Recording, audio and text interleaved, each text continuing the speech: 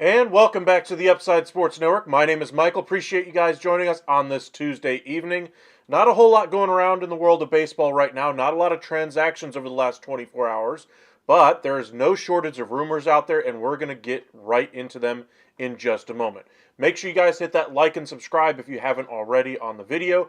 Make sure you follow us over there on Twitter at UpsideSN as well, and on Facebook, Upside Sports Network. So without further delay, let's get into it. So in case you guys are unfamiliar, MLBTradeRumors.com, great way to kind of keep up to date with all the latest from around the entire sport of baseball. There's also a great basketball site, etc. But, as far as baseball goes, they're very good as far as getting you the headlines. They say they're not biased, but they do have more of a... over the last couple of years, the more watered down their content has become, the more bias has started to creep into the pages, unfortunately. But it's a good way to at least get some of the headlines right off the top. So, first one I want to get into is we're still, once again, having to talk about Bo Bichette and the trade rumors surrounding him. There are no trade rumors. It is not going to happen. Continually, people just try to pick it up because it's literally been a slow news, I guess you could call it a slow news day, pretty much a slow news day the entire offseason as far as position players are concerned. There's not a whole lot of talent out there, so you're going to get some names literally thrown against the wall just to see if something sticks. Now, Bo Bichette, great talent, 200 hits a season, great player all around, leader of a team. We talked a little bit about it last night, but Bo Bichette is not going to go anywhere. Ross Atkins, anyway, the GM in Toronto, basically said as much in a interview today. But appreciate you guys joining us. Thank you for joining us, Vinny. Do Mets have any shot at Soto? I wouldn't say that they don't have any shot. I would say that they're not necessarily great chances, but they're looking more at Yamamoto. They're more looking at the free agent market rather than the trade route right now. I think that their whole goal during the last season, once they made the decision to sell on Verlander, to sell on Scherzer, was to build up some of that prospect capital, and they're not opposed to trading it, don't get me wrong, but I'm not sure a guy 1 year away from free agency is the guy they would trade it for. I think the Mets are very comfortable holding their position right now and trying to sign him after this coming season, but I don't think they're going to shell out the pieces to bring him in, at least at this point. Now, does that mean you might lose him and not get a chance to sign him in free agency next year? Absolutely, but that's just the risk you run. Seems like the New York Yankees are probably out in front right now. I'd probably put it around 60-40 right now, with them, with the New York Yankees being the front runner. Second place would have to be the Seattle Mariners. Mets, I'd put in that also ran category. So to answer your question, Vinny, do the Mets have any shot at Juan Soto? I wouldn't say it's zero, but I would say it's not necessarily much higher than that either. Uh, a couple of moves became official today. Tigers getting their deal done with Kenta Maeda. Terms of that deal we expected were going to be $12 million each year. Unfortunately, that is not the case. It is going to be $14 million this year, $10 million the year after that. So it actually works in their favor to kind of decrease his impact on salary, etc. Next season, he does get a little bit older, etc. So maybe a dip in the salary will kind of correspond with a dip in production, etc. But if you're a Tigers fan, you're hoping for consistency over those 2 years. White Sox getting their deal done. A little bit of talk about Shane Bieber today, about whether or not the Guardians are going to ultimately trade him. Bleacher Report had an article out there today saying that basically selling the idea that the Guardians would trade or would trade their guy, Shane Bieber, but it seems like there's a lot of smoke to this fire, and I think there is actually fire to the Shane Bieber rumors. The Guardians have been really good as far as developing starting pitching. Sure, last year was kind of a aberration, if you will, as far as their starting pitching goes. Injuries, those kinds of things really frustrated that coaching staff there with Terry Francona in his final year there. Just wasn't able to get the ship back on the right course, and ultimately things didn't work out. But I think they do have plenty of starting pitching coming into this year, even after trading Savali, getting rid of Cal Quantrill. They have a little bit of a roster crunch at the top, and trading one of their guys that's a year or so away from free agency, I think that's what the Guardians really do. What kind of return could he bring back? This is where I kind of agree with the Bleacher Report article that they were selling the idea on Bieber being a trade possibility, is that he's had a lot of injury issues over the last couple of years. He's not necessarily the same pitcher that he was, say, 2-3 years ago, but he's still a high-quality pitcher. If he was a free agent right now, what type of contract do you think he would command? 5 years, 4 years because of the health, $20 to $25 million? That's still a front-of-the-rotation starter right there.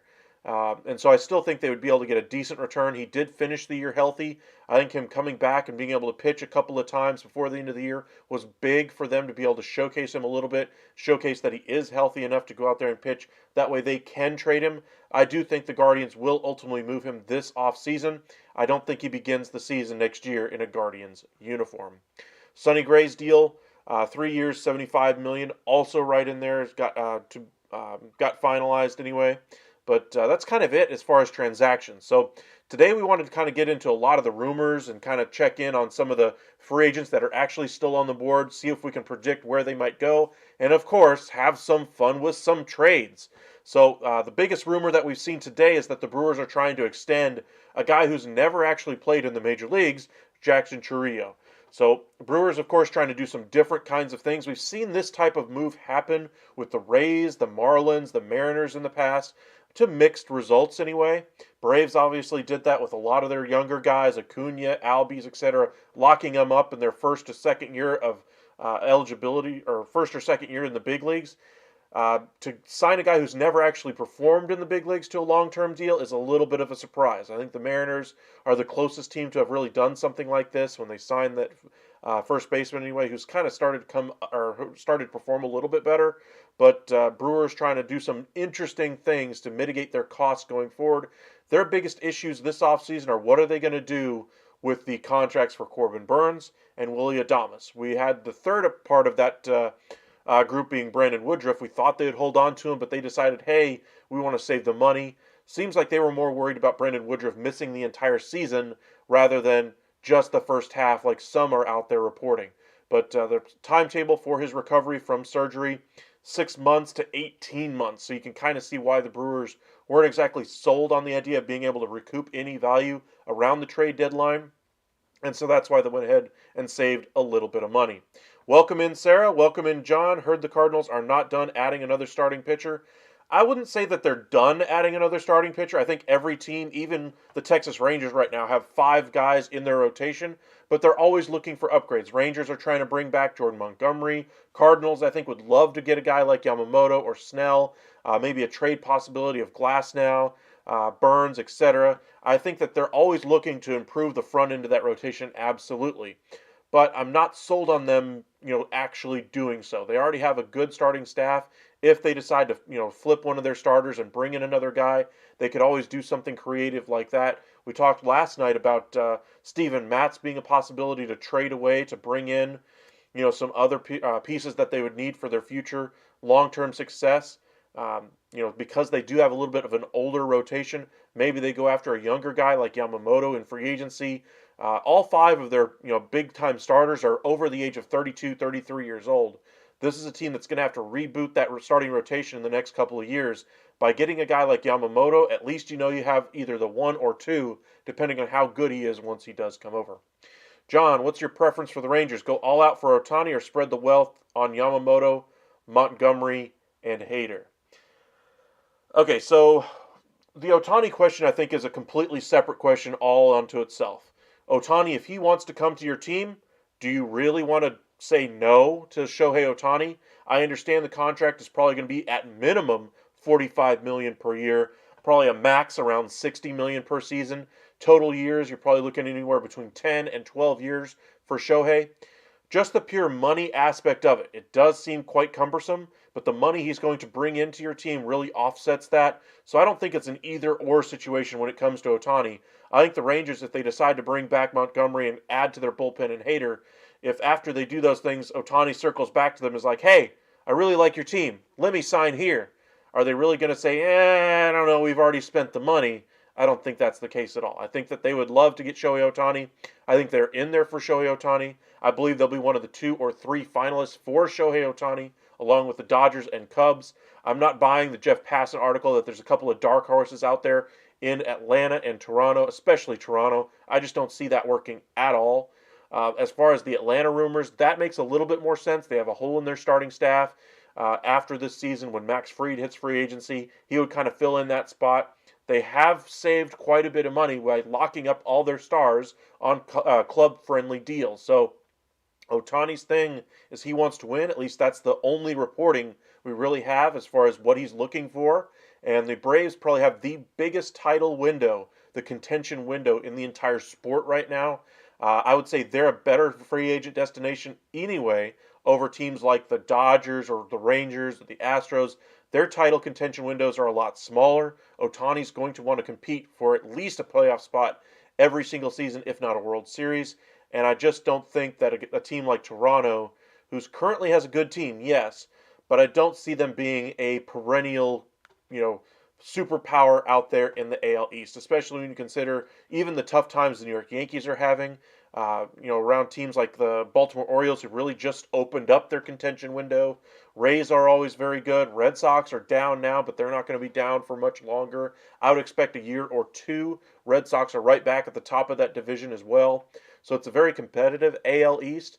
And so that's kind of at least part of the reason why I think Toronto doesn't make a whole lot of sense. The rest of it, though, just the fit doesn't really work with the pieces they have on the roster. If he's your DH, where does Kirk play? How often do you play Jansen?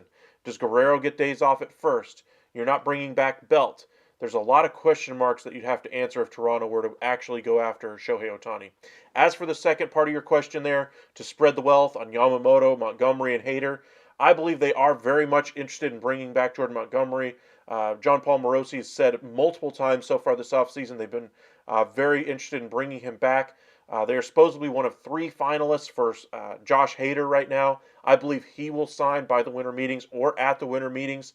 It sounds like it's between the Texas Rangers, the Philadelphia Phillies, and a little bit of a surprise, the Chicago Cubs. One of the reasons why they didn't make the postseason this past season was because of their bullpen. So bringing in Josh Hader, if they really have that level of money to spread around, explains a little bit why they might be one of the finalists for Josh Hader as well. But I believe they are going to get a starting pitcher. It sounds like Montgomery is their preference. I would love to see Yamamoto just because he's younger. Honestly, I'd really like to see both. I think they're very similar type pitchers, inducing soft contact, ground outs, those types of things, and that's really what the Rangers really like to go after. Sinker ball pitchers. They've done that for the past, I don't know, 7, 8 years, really targeting that type of pitcher. Yamamoto is that type of pitcher. They obviously had the success bringing in Yu Darvish originally, and obviously this would be a bigger contract. But the Rangers are trying to push all their chips to the middle right now. Some big news around Dallas right now is Mark Cuban deciding to sell his majority stake of the Dallas Mavericks. There's a lot of news around Dallas, a lot of big headlines around there.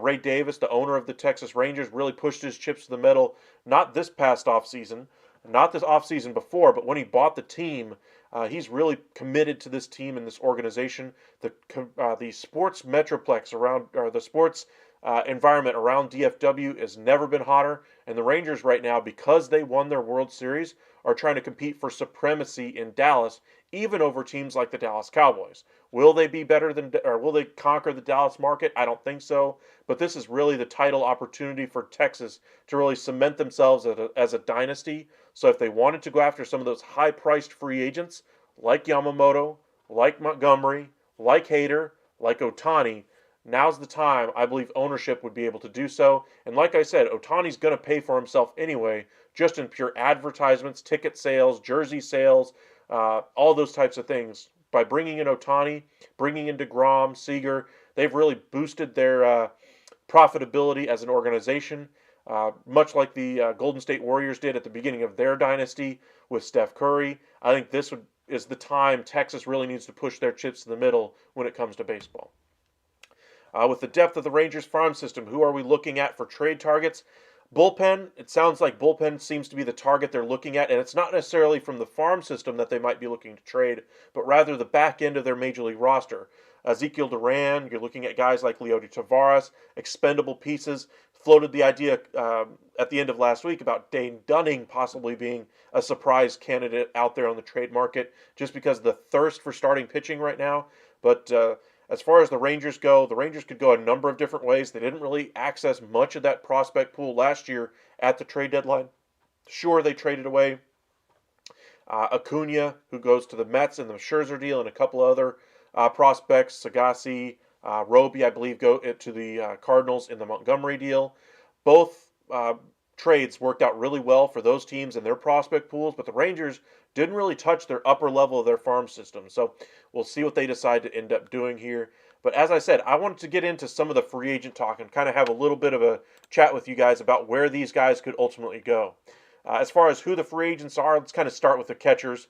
I would say Mitch Garver's probably among the top 1 or 2 guys that you want on the free agent market right now. As far as where could he go, pretty much any team that needs catching, which is about half the league. Offense at the catcher position has never been worse than it is right now. Mitch Garver was absolutely phenomenal for the Rangers in their postseason run. I'm not sure that he's a 110 game catcher anymore. He didn't really catch much down the stretch, but he has shown the ability to catch, say, 4 out of 6 games, 5 out of 7, those types of things. But I think if you're asking him to do more than that, I think you're just asking for the injury bug to come back. So if you're expecting him to catch 6 days a week, I think that's asking a little too much for Mitch Garver at this age, or at this stage of his career. He's 33 years old. Also have Yasmani Grandal out there.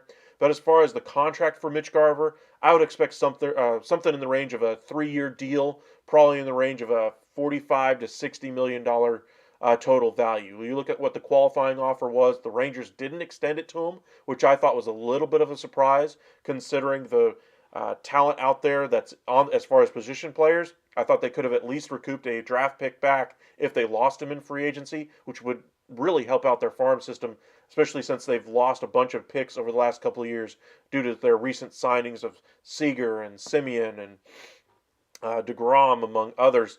It would have been nice for them to be able to recoup some of their losses by getting a draft pick, but Garver hasn't really earned a whole lot of money in his playing career, whether it be injuries, etc. He just hasn't earned a whole lot. $20 million would have been more than he's ever made by a mile in any season, so the Rangers might have actually had him accept that deal, and then He's your DH slash backup catcher. And then what do you do if Shohei Ohtani wants to come in? I think that would have limited their flexibility if Ohtani decides to go to Texas. And so I think the possibility of signing Shohei impacted the decision on Garver more than we might think from the outside looking in. As far as first base, there's, there's not a whole lot of great talent out there as far as position players. Cody Bellinger probably is at the top of the list, but I would picture him more as a outfielder type and try to play him out there first rather than playing him at first base. First base, of course, not exactly the most athletic position to play. If you can capitalize on the youth of a Cody Bellinger and play him in your outfield a little bit, that would be great. Better use of your money financially. But if you have to play him at first base, if you already have 3 outfield spots clogged up and you just want to bring in the bat of Cody Bellinger, he might be your best option there. Outside of that, Heimer Candelario had a great season last year with the Nationals and Cubs, and both teams want him back, surprisingly. So says a lot about the type of player that he is and the type of player he has become. Outside of that, like I said, there's not a whole lot. You're talking about guys like Joey Votto, Brennan Belt, CJ Crone, and Rhys Hoskins. Hoskins probably being the biggest name out of that group at this point, outside of Joey Votto. But Hoskins is coming off of injury. How much is he really going to give you this coming season? How long of a deal is he willing to sign? Is he wanting to get back into free agency next year? Does he sign a deal similar to what Bellinger did this past season? Remains to be seen what they decide to do. But first base, like I said, much like the other positions, not exactly a whole lot of talent. Second base, a lot of aging options here. Frazier's a little bit older, but just one of the better options here. Whit Merrifield, 35, older. Andrews, older. There's not a whole lot of guys that you look at and say, hey, that's the guy I want on my team. Gene Segura has been, moved around a little bit the last couple of years. Colton Wong, same thing. So not really a whole lot to really concern yourself with at the second base position. Shortstop, this could have been the year. Tim Anderson could have cashed in free agency. He would have been one of the best free agents out there had he been able to get a better platform year. Things didn't work out that way. And I would expect him to ultimately end up with the LA Angels. Sounds like that's going to happen at some point. Ahmed Rosario, same kind of thing. Another poor platform year. He's only 28 years old. Traded at the deadline this past season to the Dodgers. Didn't exactly have a great impact on that team once he did get there. So again, not a whole lot on the free agent market. Another just kind of a notable person on here is Brendan Crawford is a free agent as well. Third base, we talked a little bit about Candelario, but the biggest piece out here is Matt Chapman. I'm not buying that the contract will be worth whatever team signs Matt Chapman to. You're talking about a guy who is able to play 160, 162 every year, but his bat really doesn't live up to his glove. I mean, he hit 206 for 5+ months this past season. His bat's disappeared for much of the last 2 or 3 years. And outside of the first 4 or 5 weeks of the season where he hit 350, there's really not been much offense out of it. So I guess if you're looking for defense, go for it. But are you really willing to pay 25, 20, $18 million for a defense first player who doesn't offer much with the bat? I'm not buying it there. Outside of that, kind of a couple of aging guys like Mike Moustakas, Evan Longoria. One notable name here who had a good season last year is Justin Turner. And then, of course, Gio Urshela, good defensive versatility for him. But Justin Turner would be the guy I would target out of this list. We've seen him connected most recently to the Seattle Mariners as being a fit for their third base spot after trading Eugenio Suarez. Maybe return for to the Dodgers is in the books. The Red Sox would love to have him back by all accounts. So keep your eyes peeled for where Justin Turner goes. I think that bat will play for at least one more season. Then you get to the outfielders. I would put the caveat that Ohtani could play some outfield if necessary, but I wouldn't necessarily count on it. You're obviously trying to get him to be available and not injured, etc. But if you're needing to put him in the outfield for a minute or two, sure. But outside of that, you're looking at a whole bunch of aging, lower-level contract type guys. Tommy Pham, A.J. Pollock, Travis Jankowski, Michael Brantley, Adam Duvall, those types of players. There's not a lot of talent there. Jurickson Profar signed the deal late last year. Eddie Rosario had a little bit of a down year. Jesse Winker has had a down couple of years. Not a lot there if you're looking for the left fielder. World Series competitor, Lourdes Gurriel, probably the best of the group. If you're looking for a left field, corner outfield bat, not great with the glove, but he does provide you a little bit of pop and some speed. So if that's the way you're looking to go, in free agency, that might be your best option there. Out in center, pretty much just look, again, very thin here. Former Rookie of the Year Kyle Lewis might be the upside play here. Young Ho Lee, the international prospect coming over. Adam Duvall has played some center. Um, Aaron Hicks, I'm not sure you're counting on him to play every day, but if you can get, say, 30, 50 games out of Aaron Hicks to play in center, and he plays as well as he did in Baltimore this past season, that would be fantastic. And then have him off the bench for the remainder of those games. I got Sonny Gray's contract details: $10 million this upcoming year, $25 the following, and $35. Whew. That's a hefty chunk that final season. Maybe that tells you that they're, still looking to, get one more big guy in there for the for on a short-term type of a deal with that $10 million, Sarah. So maybe the rumors out there have a little bit more fire to them than we might be expecting, for them looking for another starting pitcher or whatever big move they might be considering. Looking at the corner outfielder out there in right, Teoscar Hernandez, probably the biggest name there, along with Will Myers, Joey Gallo as well. But Teoscar Hernandez, probably the biggest impact there that's left, along with Hunter Renfroe. Renfroe more for defense, Teoscar Hernandez more for the power. He was fantastic in the second half, but he really needs to cut down those strikeouts anyway. If he's able to correct that, then we're looking at another all-star level player signing somewhere in free agency. So, like I've been telling you pretty much the entire offseason, the free agent pool for position players doesn't leave much out there. I mean, there's a whole lot of nothing, a whole lot of buy low type players, a whole lot of 1 year, $2 to $5 million contracts out there. That's why the move for Jason Hayward yesterday surprised me for the 1 year $9.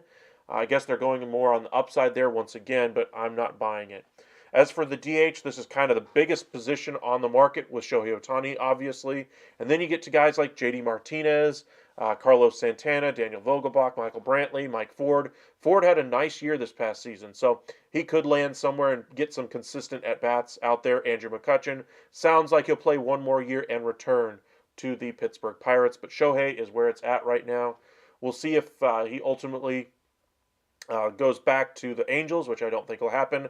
If he goes to the team that he's been rumored to all off season, to the LA Dodgers, or if he goes to a surprise like the Giants of the world, the Rangers, the Cubs, etc., the Mets, the Braves, the Yankees, etc. But it sounds like the Yankees are focusing on other things.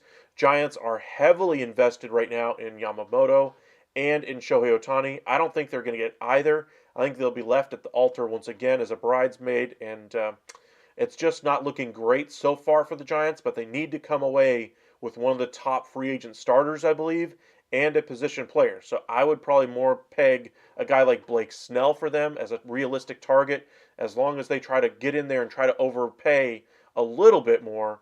That way they can get him signed so that these other teams, once they miss out on a Shohei or they miss out on a Yamamoto, don't really ratchet up the bidding for him, and then they miss out on all three of those top targets for the Giants. So Giants have had a tough several years now as far as free agent targets, free agent pursuits has gone.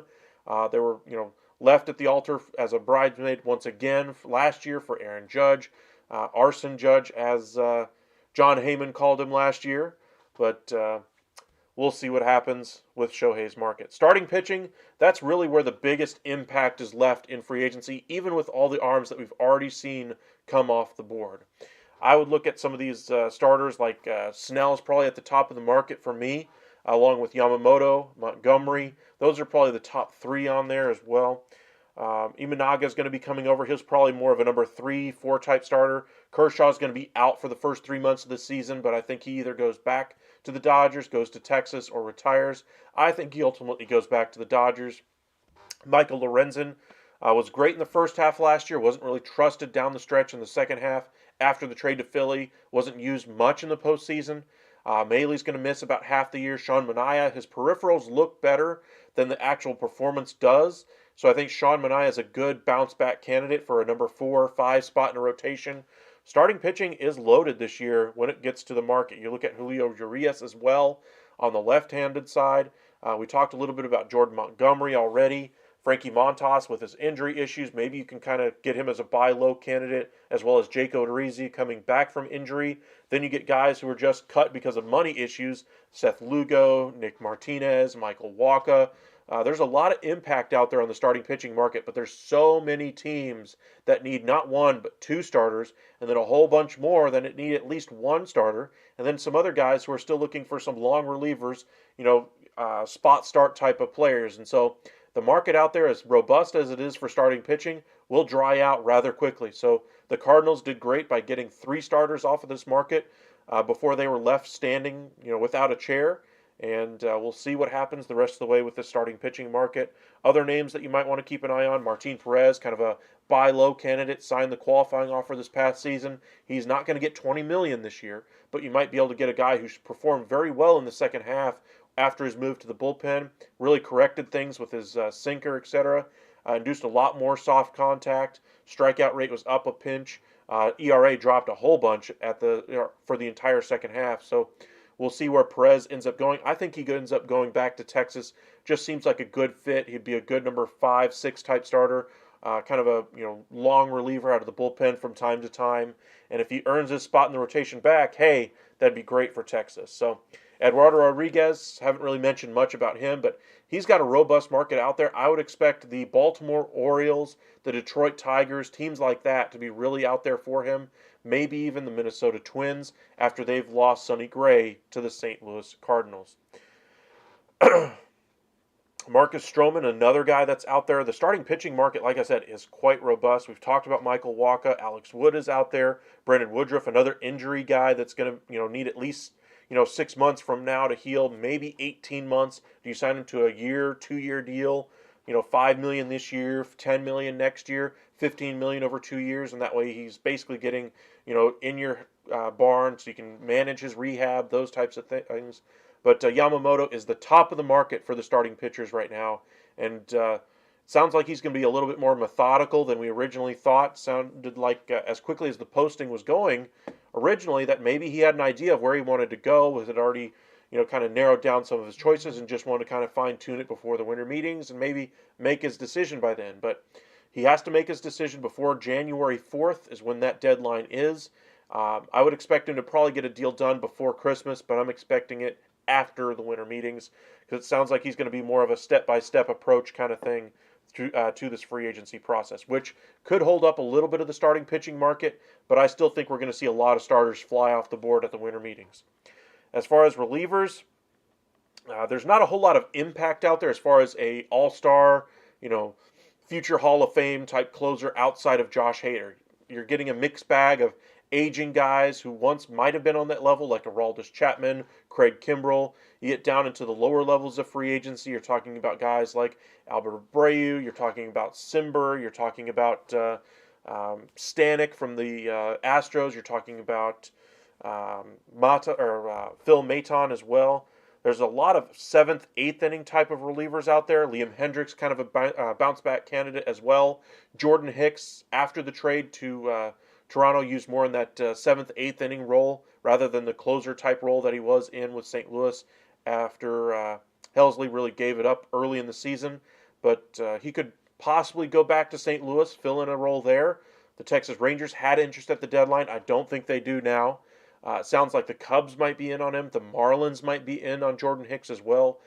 David Robertson, another veteran that's had some success as the closer, could be used as a 7th, 8th inning guy at this point. So there are some guys that you can at least put into that 7th, 8th inning mix. Jorge Lopez had some good run at certain points.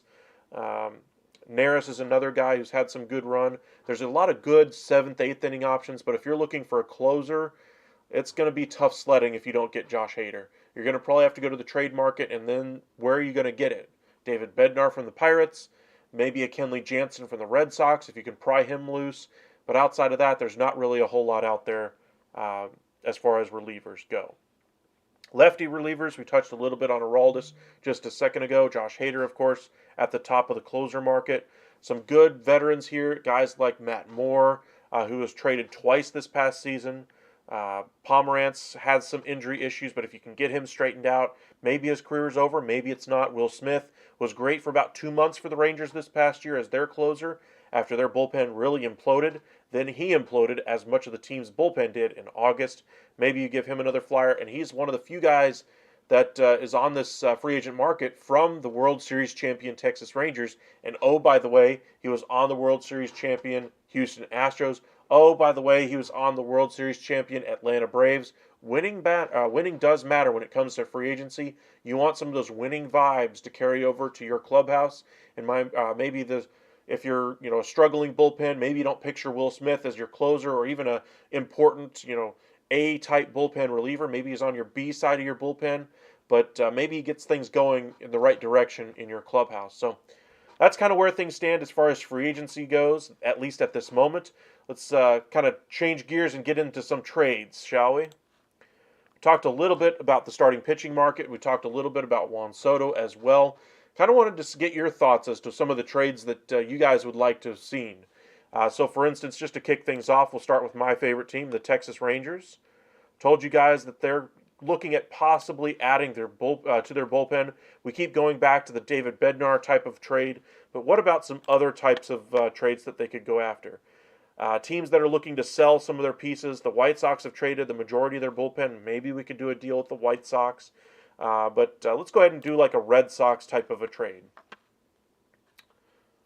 Say that they just want to kind of reconfigure things for them on their major league roster. So let's see here. See if we can find Kenley Jansen.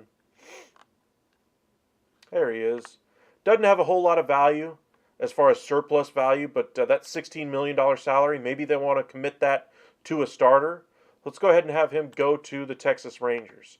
That's a lot of money to give to a reliever. Chris Martin's been one of the best relief pitchers over the last couple of years, but I don't think the Red Sox would be willing to give up two big-time pieces out of their bullpen. But maybe they decide, hey, we want the money to go towards some starting pitching and really kind of overbid for guys like Montgomery or Snell, or maybe Waka gets back to the Boston Red Sox. Maybe that's the route they decide to go, and so they want to trim a little bit of salary so they can do that. If that's the case, let's just kind of put this out there. Value for the Rangers, 5.9, but you're eating a lot of salary. Red Sox are going to have to be incentivized to do this. So what might make it worth their while? You're not going to include Ezekiel Duran if you're a Texas Ranger fan. So if you're looking at the Rangers roster, let's kind of look at their surplus value. Around this 5 range, what could they give up? Their outfield right now is set, but maybe they want to get another long-term option out there like Gutierrez. Maybe they want a middle infield, improve their defense on their roster. Maybe they could go with a guy like, where is he? Am I missing him?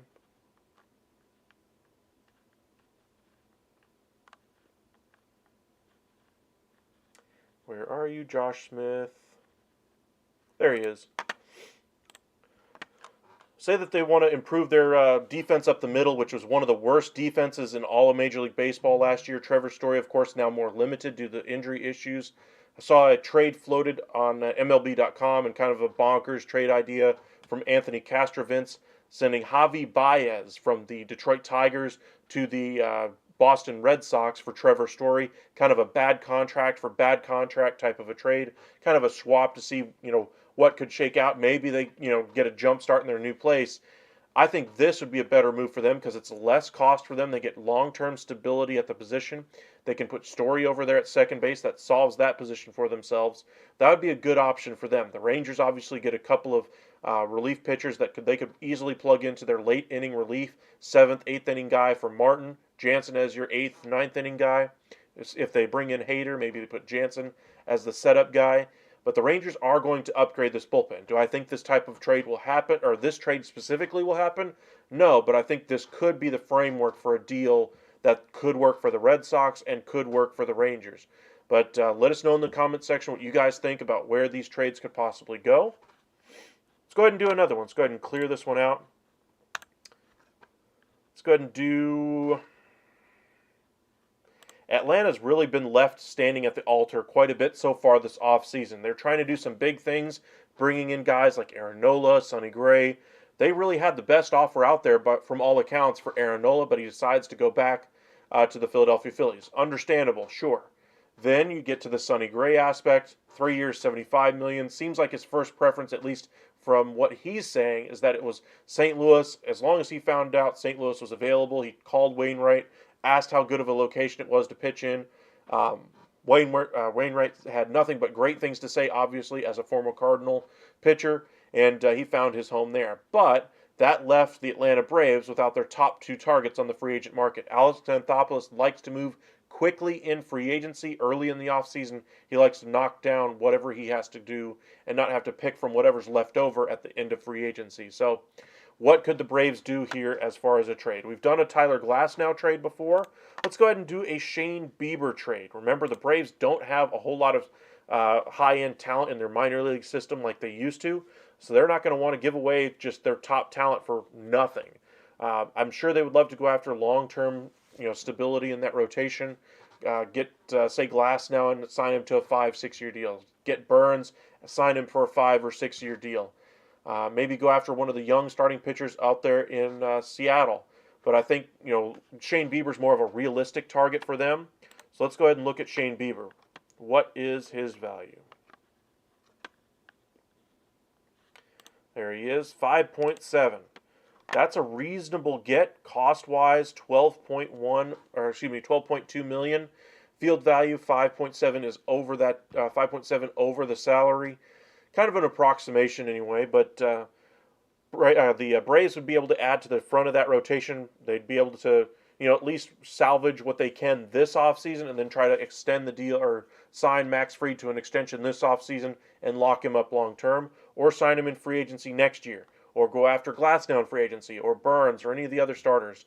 But if they decide Bieber is their guy, they just don't want to dip into free agency, they just don't like any of their options out there, and so that's their guy, what could they do?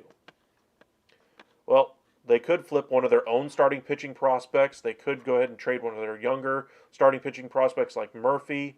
Let's go ahead and put a couple of prospects in here. Guardians always need some outfield prospects, so we'll go ahead and throw one in there. And we're just going to throw in some starting pitching here. Guardians are in a little bit of a rebuild phase of their organization right now, but something like this could be the type of deal that gets Shane Bieber to the Atlanta Braves. Bieber, of course, has a little bit of a decreased trade value right now because of his injuries, but he was healthy at the end of the year, so it's not completely through the floor, which is why I think a trade for Bieber is a little bit more likely than if he had finished the season on the injured list once again. Welcome in Karem Deo Assembly. Hoskins to the Pirates, 3 for $39. Do you think this works for Pittsburgh, and is the price doable? 3 for $39 I think is a little bit cheap, honestly. I think Hoskins is going to be looking for more of a 1 or 2 year deal. I think 3 really limits his earning potential going forward. As far as what could the deal look like, 1 year 16, 2 years 30. I would expect 3 years 45. 3 for 39 just seems a little bit on the light side. I'd expect that number to creep up to 45. But if you're doing a 3-year deal, I think he ultimately signs a 1 or a 2 year deal, though. I don't think he wants to go into free agency this year and sign a 4 or 5 year deal and minimize his earning potential. I think he's going to sign, 1 or 2 years to kind of show a good platform year, show that he's healthy, and then let teams really bid on him. Think of Cody Bellinger this past offseason. That's kind of the template for what we could see for Rhys Hoskins this year. Is Lorenzen's hurt, and will he be ready for spring training? I believe so. But I didn't follow Michael Lorenzen that closely at the end of the year. There were so many storylines around the playoffs. Lorenzen wasn't one of them that I was paying too much attention to. Welcome back, Jordan. Hope all is well. I'm getting on here a bit late. Same here. I started up a lot later than I was hoping to yesterday. It was not exactly a banner day at work, but we got through it, and here we are. So Boris will be looking for a 1 for 18 to 20 type of deal. Yes, he'll probably be looking for that 1 year prove-it type of a deal. I'm expecting probably some incentives, contract escalators based on performance, maybe a 1 year $10 million guarantee with incentives that can earn him between another 8 to 15 million. That would take that total deal anywhere between 10 million if he's absolutely terrible, gets hurt again, whatever, all the way up to 25. I'm sure they'll try to get as much of that guaranteed as possible. But that's kind of what I think Hoskins will ultimately end up going for. But appreciate you guys joining us tonight. I have the day off tomorrow, so I'll be making a couple of videos for the rest of the week, and then getting ready for the winter meetings. We're going to be kind of tinkering with some of our animations. We're going to be tinkering with some of the products that we're going to have out there for you guys. Some of the format that we do during these daily broadcasts for you guys, and have a new one during the winter meetings. We're going to be live quite a bit during it, breaking down all the latest news, all the headlines, all those types of things. So make sure you guys hit that like button on the video, spam the heart in the chat. It really does help us out. So thank you guys for the support. Hit that subscribe button here on our YouTube channel. And whenever you guys are curious if we're going live, you can always check out our Twitter page, or X, I guess is what they're going to go by now, at Upside SN. So thank you guys for joining us again tonight. We'll be live for you guys tomorrow. Check out a couple of our videos posted a couple days ago, and we're going to have some new ones coming tomorrow and in the coming days as we prepare for the winter meetings. But y'all have a great evening, and we'll see you guys tomorrow.